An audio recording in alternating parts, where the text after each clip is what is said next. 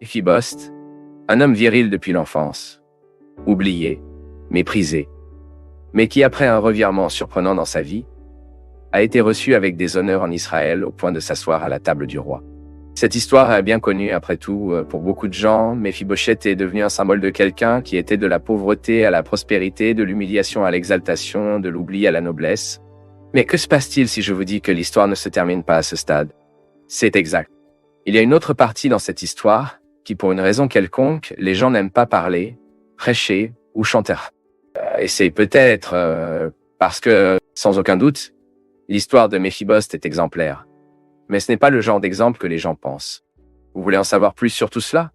Alors regardez cette vidéo jusqu'à la fin, car à partir de maintenant, vous comprendrez qui était le Méphibosheth et ce qui s'est vraiment passé avec il selon la Bible. Méphibosheth était le fils de Jonathan et petit-fils de Saul. Oui, Méphibosheth était le fils de celui qui était le meilleur ami de David. Il a d'autres informations importantes sur sa famille. Il était le neveu d'un homme qui s'appelait aussi Méphibosheth. Il est donc très important de ne pas les confondre. Le Méphibosheth était le fils de Saul avec sa concubine Rispa. Et aux côtés de son frère Armon, ce Méphibosheth faisait partie des descendants de Saul, qui ont été livrés par David pour être tués par les Gibeonites. Dans cette histoire touchante où Rispa a campé à côté de leurs enfants, ont tué pendant des mois pour les préserver du déshonneur d'avoir leur corps dévoré par des animaux. Même le Méphibosheth qui fait l'objet de cette vidéo, c'est-à-dire le fils Jonathan de Jonathan et le neveu de cet autre qui a été tué, a été épargné de mort. Ainsi, comme ces deux hommes apparaissent dans le même nom, dans la même famille et dans le même contexte biblique, il est important de bien les différencier. Le nom Méphibosheth a sa signification exacte largement discutée car on ne sait pas avec certitude ce que serait l'orthographe originale de ce nom qui, dans certaines versions de la Bible par exemple, apparaît comme Meribal ou Menphibal, et selon l'orthographe utilisée peut signifier d'un héros de Baal, ou Baal est un avocat, l'adversaire de Baal, ou à celui qui brise Baal, ou à celui qui brise Baal.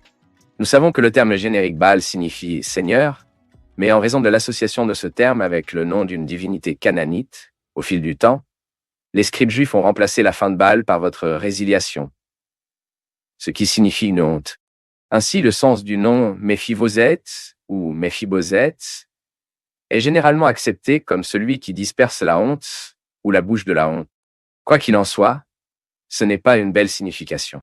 L'histoire de Méphibosheth a été marquée par des tragédies et des frustrations. Méphibosheth est né dans un berceau doré en tant que prince d'Israël. Cependant, quand je n'en avais que 5 des années, votre vie a complètement changé.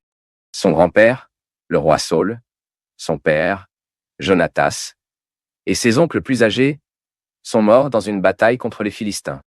Puis, lorsque l'amour de Méphibosheth a reçu la nouvelle tragique que le grand-père et le père du garçon étaient morts et que la royauté israélienne avait été pratiquement détruite, elle a essayé de se dépêcher avec lui. Le désespoir de l'amour de Méphibosheth est compréhensible, car selon la coutume de l'époque, lorsqu'une dynastie a été vaincue, la nouvelle dynastie a exterminé toute la vraie lignée précédente, afin qu'il n'y ait pas de conflit futur pour le trône. Cependant, lorsque l'amour de Méphibosheth s'est enfui avec lui, le garçon a fini par tomber de ses bras et a été paralysé des 2 pieds. Puis Méphibosheth a été emmené à Lodbar, un endroit à la frontière Gilead. La ville de Lodbar était à l'est de la rivière Jordanie et était probablement également connue sous le nom de Débir. Le nom Lodbar, dans sa prononciation Lodvar, a indiqué un endroit sans pâturage. Mais contrairement à ce que certaines personnes pensent, Lodbar ne semble pas avoir été un endroit complètement sans importance. Même dans son histoire, Lodbar était la cible des différends entre Syriens, Israélites et Assyriens.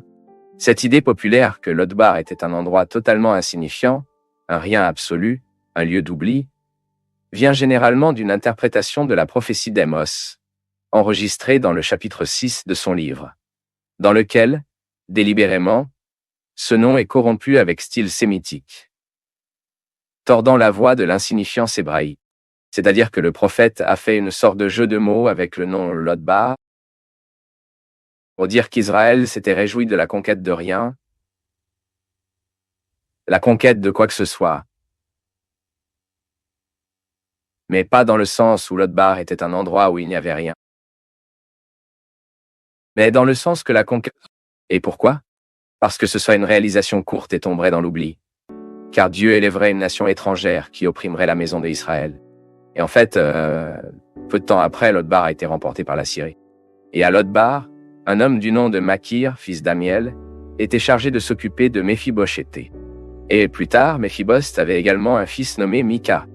Et l'histoire de Méphibosheth se démarque vraiment lorsque David, déjà établi en tant que roi d'Israël, s'est souvenu de son amitié avec Jonathan et l'Alliance, a fait avec lui il y a environ 20 ans, et a demandé si quelqu'un de la maison de Saul avait encore été resté pour lui montrer la loyauté en l'honneur de cette amitié et de ce pacte avec Jonathan. Par conséquent, à ce stade, David a adopté un comportement contraire à celui pratiqué dans les royaumes de l'époque. Il a cherché un descendant de l'ancienne dynastie non pas dans le but de l'éliminer, mais afin de l'honorer et d'agir avec miséricorde envers ce descendant. Et à cette occasion, Ziba, qui était un ancien serviteur de la maison de Saul, a déclaré le roi David à propos de l'existence du Méphibosheth, un jeune homme infirmière qui vivait au moins 15 ans en tant que fugitif à Lodbar. Et de nombreux interprètes voient la réponse de Ziba au roi David une sorte de préjugé, car dans son Ziba semble mettre l'accent sur le mauvais état de Méphibosheth, voulant peut-être indiquer à David que ce jeune homme était quelqu'un qui ne valait pas la personne inutile pour les normes de l'Éra.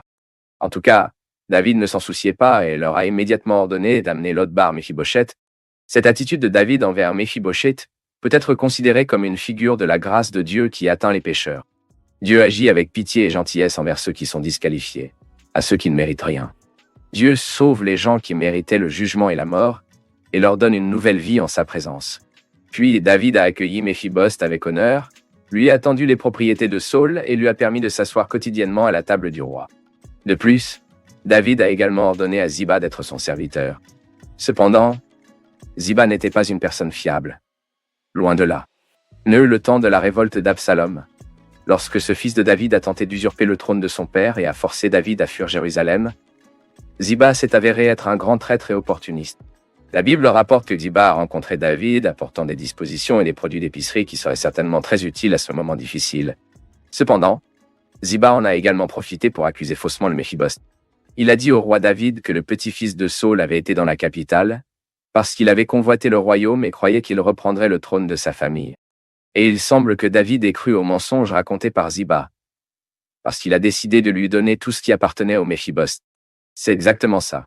Tous les marchandises, propriétés et richesses que Méphibosheth a reçues lorsqu'elle a quitté Lodbar a été remise à son serviteur traître. Ce que Ziba a fait était très grave, car à ce moment-là, la fin d'une personne accusée de trahison était la mort. Et plus tard, lorsque David est retourné à Jérusalem après la mort d'Absalom, Méphibosheth a traité pour rencontrer le roi pour se défendre et prouver son innocence. Et quand Méphibosheth est venu en présence de David, le roi lui a demandé pourquoi il n'était pas allé le rencontrer. Ensuite, Méphibosheth a eu l'occasion de signaler la trahison de Ziba. Méphibosheth a dit qu'il avait demandé à Ziba de scier un âne afin qu'il puisse se rendre à David alors qu'il était paralysé, mais Ziba l'a laissé derrière et a conçu un plan pour l'accuser de trahison. Même pendant la période où David a dû fuir Absalom, la Bible enregistre que Méphibosheth a profondément déploré par lui selon la coutume de l'époque. Cela signifie qu'il était sans se laver les pieds, n'a pas lavé ses vêtements et n'a pas abandonné sa barbe.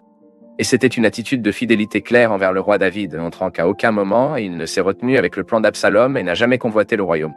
Et après avoir écouté la version de l'histoire donnée par Méphibosheth, il semble que David ait cru en lui, mais a quand même proposé que les marchandises héritées par Méphibosheth ont été divisées entre lui et Ziba, c'est-à-dire que David ne l'a pas complètement restauré. La Bible ne fournit plus d'informations sur les raisons pour lesquelles David a pris cette décision. Certains chercheurs suggèrent que le roi n'était peut-être pas disposé à appeler Ziba à rendre compte de sa trahison. La raison en a peut-être été l'état émotionnel affaibli dans lequel David était à l'époque. D'autres interprètes croient que David n'a peut-être pas été insinué sur la vérité de l'explication racontée par le fils de Jonathan. Mais en tout cas, le roi a décidé d'adopter une position neutre comme résolution de ce conflit.